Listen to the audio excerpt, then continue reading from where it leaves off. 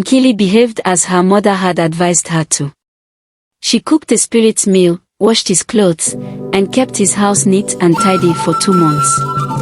She persevered while living with her spirit husband and never tried to escape. The spirit admired and loved Nkili, his wife. He told her all his secrets. The spirit appreciated Nkili's kindness. One day, the spirit called her into the room. "My wife, you have been very nice to me. I have tested and tried you in all ways, and you have remained good. I am happy I married you. You are a good wife, but I cannot continue living with you. I will let you go. Take this flute as a token of my appreciation for all you have been doing for me. Anytime you are in need of something, whatever it may be, blow it 3 times, make your wish, and you shall have it in abundance." Nkili thanked him and left. When she inhaled the cool dry air, her heart became filled with joy. At last, she was going home where she would live with human beings again. She ran as fast as her legs could carry her. As the sun was about to set, she arrived at her mother's house. When Ndiamaka saw her daughter, she jumped up in excitement and hugged her while Nkili shed tears of joy. At last, she was seeing her mother again. She held tightly onto her mother as she danced around with her for some time, singing praises to God for bringing back her daughter. After a while, Ndiamaka released her so she could go freshen up. Ndiamaka ran to the backyard, gathered the fattest hen, picked some vegetables from her garden, and hurriedly prepared delicious okra porridge for her. After Nkili had changed to a new jigida, her mother served her the food with lots of udara fruit.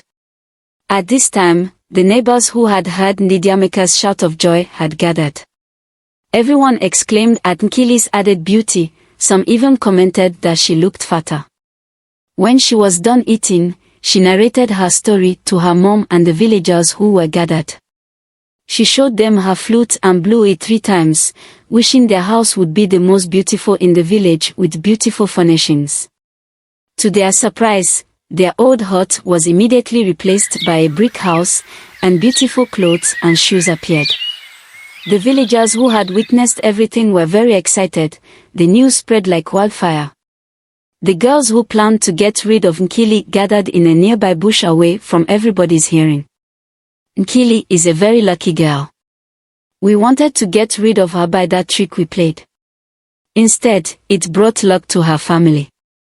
There is nothing wrong with marrying a spirit, as our parents told us. We would go to the spirit land and get our own flute. But we cannot all go at once, Ifebush asked. The oldest will go first. When she returns, the next in line would go as well, Azuka replied. Ador is the oldest, so she would go first, Ogugua added. The following market day, the girls went and patiently waited for the spirits to throw down udara fruits. Luck was against them. Disappointed, they all went home but did not give up. They waited for the next market day to go back. Again they were disappointed. The 3rd time they went to the udara trees, they least expected to meet with luck, but that day udara fruits rained down from the tree, and Ador licked them all. 4 market days later, the spirit came for his wife, and Ador willingly went with him. When her mother cried that she was leaving, she consoled her, telling her not to worry as she would be back in a short while with the flute that would make them rich. While living with her husband, Ador did no house chores. She waited to be served by the spirit. The spirit cooked their meals, washed their clothes, and kept their house tidy.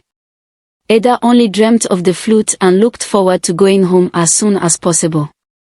Ador waited to be given the flute, and when it seemed to her the spirit had forgotten about it, she requested it. The spirit had studied his new wife and had concluded that she was greedy. He could easily kill her there in the spirit world, as there was no spirit guiding her, as was the case with Nkili, but he would rather teach her a lesson. So he went and brought out one small black flute that looked exactly like Nkili's own.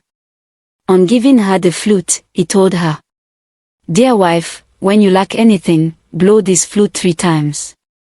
After which you make your wish, and it shall be granted." She snatched the flute and took to her heels. When she arrived at their compound, her mother shouted with joy, and the neighbors gathered to welcome her. She could not wait to see the beautiful gifts that would appear on her blowing the flute. She drove visitors away, went into the house with her family, locked the door, and blew her flute 3 times. To their shocking surprise, snakes, scorpions, lions, tigers, and many other dangerous animals appeared. Ador threw away the flute and tried to run away, but she was devoured with the rest of her family before the neighbors could come to their rescue. The villagers were very shocked at this news. Was it not the same flute Nkili came back with, and it brought good luck to her mother? Was it not the same spirit husband who came for his wife after she had eaten the udara fruit he had dropped for her on Nkwo market day? Why has this fate befallen Ador and her family?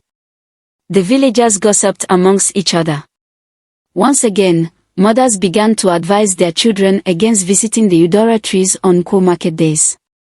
When Ogugua learned about what happened to Ador, she was overcome with guilt. It could have been Nkili and her mom. How could she plan such evil for a family that regarded her as one of them? She broke down and wept. She resolved to go and apologize to Nkili and her mother. But would they forgive me? Will they ever trust me again?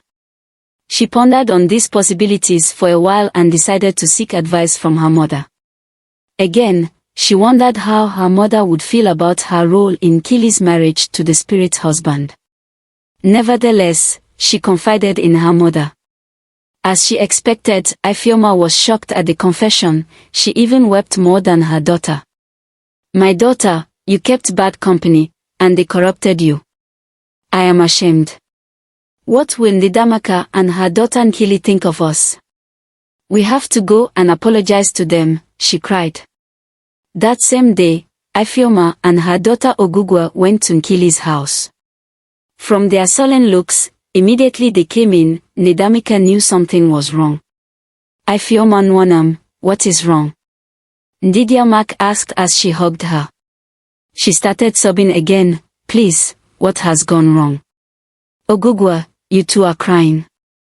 Please. Tell me, Ifeoma, is it your in-laws again?" Just then, Nkili came out and saw Ogugua. "What is it?" "Ogugua, what's happening?" "I don't know whether you can forgive me, Nkili." Ogugua started going down on her knees. "Eneni Nkili, please forgive me." She turned to Ndidamaka pleading, "Please, what have you done?" Nkili and her mother chorused. Ogugua slowly confessed her involvement in Nkili's marriage to the spirit husband. "Please, Ndidamaka, Ogugua has put me into great trouble. I don't know whether you can trust us again," Ifeoma added after her daughter's shocking revelation. "Please forgive us. The bad company she kept deceived her." Nkili could not believe what she heard. She had not in any way suspected that anybody was responsible for what happened to her. As she continued staring at Ogugua in disbelief and anger, her mother held her hand and encouraged her to forgive Ogugua, telling her that everything happens for a reason and life is too short to bear grudges. Nkili took a deep breath, hugged, asked Ogugua to stand up, and hugged her. On seeing the two friends locked in an embrace, Ndidamaka and Ifeoma also impulsively hugged each other as they both shed tears of joy.